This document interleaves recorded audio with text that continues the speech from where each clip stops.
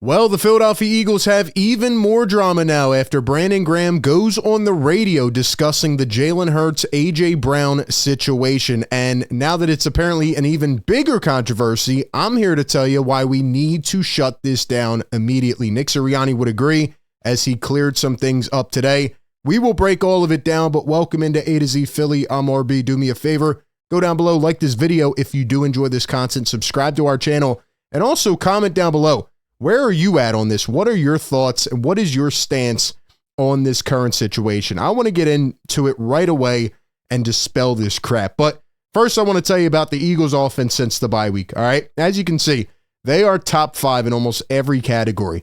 Keep this in mind. Keep in mind how special this Eagles team is playing. Keep in mind what they have done. 9 wins in a row, 11-2.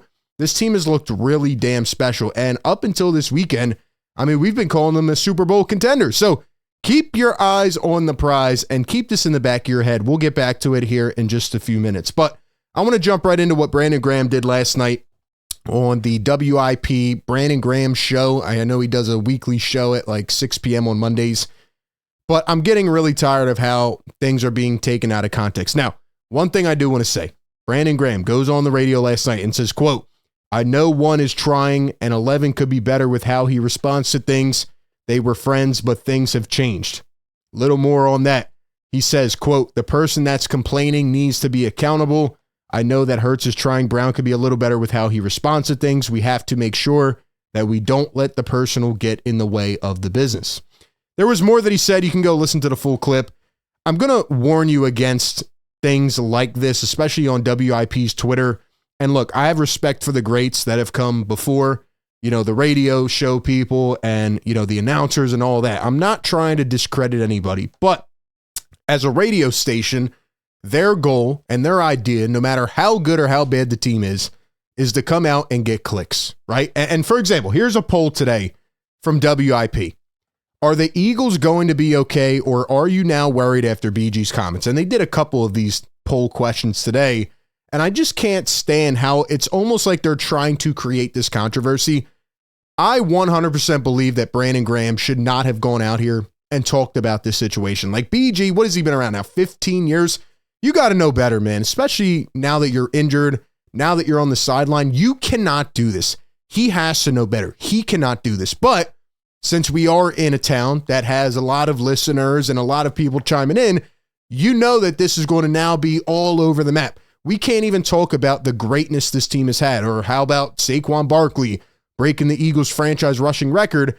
And now we have to hear about this for this week, next week, the week after.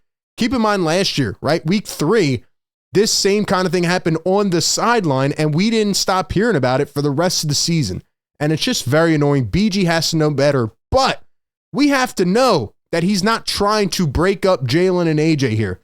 Even later on in the day, just a weird day, Donovan McNabb comments on it and says, "It's 2 grown men. If you got an issue, come to me. Let's not go through the media because now it blows up." I agree.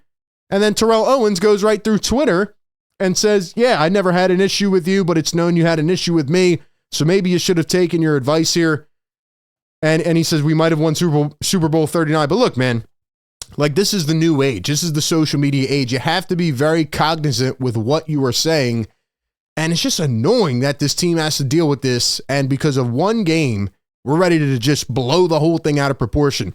Ladies and gentlemen, I know we all have trauma from the end of last season, but this team, the 2024 Eagles, are not the 2023 Eagles. And we should not let this get in the way. And this is exactly why AJ Brown does not want to talk to the media, right? We talked about this in our video the other day. All he said was one word. It looked like AJ Brown was trying to get away from the media. He doesn't like answering questions anymore because they literally tried to run him out of town last season in the offseason before he signed the extension. And keep in mind, he just signed an extension. You think he wants to get out of here after just signing an extension, after saying he would never wear another jersey again? Look, I said a couple days ago that AJ should not have this face on. He should not be oh so mad after a win. Right? And that was his mistake, but he said one word and everybody's blowing it out of proportion. Now, shout out to Nick Sirianni today, who cleared things up. Nick Sirianni on if AJ took a shot at Jalen. Quote, "I didn't take it that way.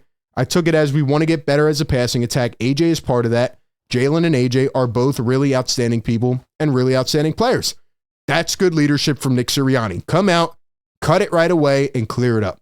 That's what a coach needs to do. Nick on WIP again today. I see AJ and Jalen communicating about the game plan, eating lunch together every single day, praying with each other before the game. Based off what happened the last couple of days, oh man, there's a little 2023 vibes. I see a lot of 2022 vibes, saying that this team can go the distance. And again, good leadership, but it really does suck that this is the only traditional platform, right? You have a lot of new upcoming YouTube channels and podcasts and other areas and other avenues of media where these guys could really get their quotes out so much more freely without everything having to be painted in the, well, we need clicks and views kind of sense. You know, like WIP, you got to do better, man. It feels like WIP always tries to create these stupid controversies, and that's why athletes sometimes get run out of town. I love the Philly fan base. Do they overreact sometimes? Of course, every fan base does. But then when you have the main medium where these coaches and players are required to go on every week and talk, and they're trying to split this thing up, it's like, come on, man, you got to do better. Landon Dickerson, another teammate today, about this controversy. Quote, I don't believe we're anywhere close to last year. AJ is a great dude. I don't think he has a selfish bone in his body. I think he just understands the type of team and caliber we can be. Like I said, AJ's not getting his touches. This is a run-first team. That's completely fine. And another thing that I keep hearing on WIP, oh, well, the Eagles are last in pass attempts. They're 31st in passing offense. Yeah, and the problem is you're going to have an average Joe on his drive to work who's going to hear that and doesn't really pay attention to the close things, and he just hears, oh, we're last in pass attempts. We're struggling in the passing game. But what average Joe doesn't realize that these stupid radio hosts who are trying to create clickbait do is that the Eagles might have the all-time NFL leading rusher in a single season for yards. Do we realize that? Why do you think they're last in pass attempts? Because Saquon Barkley is so freaking good that he is the identity of the team. And we have been preaching this since week one, ladies and gentlemen. Be careful what you take information from nowadays, man. I mean, come on, it's common sense. I don't know why people are sounding the alarm after a win. They have won 9 in a row.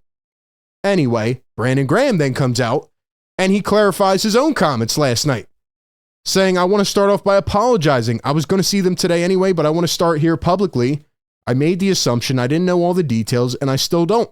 And I was like, dang, I really saw everything that y'all saw with the video, and I was just reacting to it, and I should have used a little more logic on it. It was just more me wanting people to pretty much, man, I don't know, win. For me, everything I said I didn't want him to do, I did too. I want to own that. See what I mean, man? BG at least takes accountability, but you have to know better as a veteran of this team, and he should not have done that. And you don't want to create drama here. I mean, Jalen and AJ have been best friends off the field. You think automatically they're just not friends anymore and they're having beef just because Jalen couldn't read them going over the middle of the field? I mean, come on, man. We have to be better. If you heard all the topics and all the talk, all the discussion these last couple days without knowing what the Eagles' record was, you would think that they're 5-10 right now. Honestly, that's how people are acting, man. And it's getting on my nerves. Here was 2 weeks ago in the Rams game, Jalen and AJ. You think they have beef? Come on, man. Like, stop. I just hate that the biggest player of them all, who's been the traditional mover in the market, is the one that gets to have these guys on and tries to stir up this drama that's not even there. This is how you destroy a locker room. We saw what happened at the end of last year. You want to go back to that? You want to destroy this team? It's annoying, man. It really, really is. I'm not saying guys didn't do things wrong. I think AJ had some fault in this, BJ, but it's not that big of a deal. Let it go. It's nothing. It really is. And why do you think these guys don't want to talk to the media? Why do you think AJ was getting fined at the end of last year for not talking to the media? Because he doesn't want his quotes, I guess his one-word answers now, to get taken out of proportion. Anyway, man, I just cannot anymore. I think we need to really just take a step back, think about what this team has done. We didn't expect them to play perfect the entire season. And if they run the table, but they had one slip up where they almost lost to Carolina, are we going to whine and cry about that for the rest of the season? This team is freaking good. They have been so much fun. There's so many unique little storylines that we can be focusing on more. And I just wanted to talk about this today so that we can finally shut it down, get ready for a big game against the Pittsburgh Steelers and see where this team moves forward. This is a big game coming up now. Now there's a lot of added pressure, which is annoying, but I have confidence that Jalen and AJ will get on the same page and we'll figure it out, and this team is going to be just fine. Those are my thoughts. Give me yours down below. Appreciate everybody for tapping in.